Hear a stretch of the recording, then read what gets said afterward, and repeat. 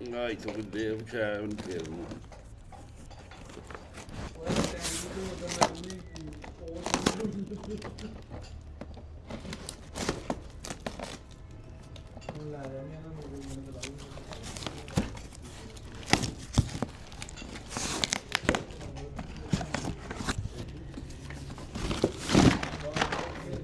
ਲਓ ਜੀ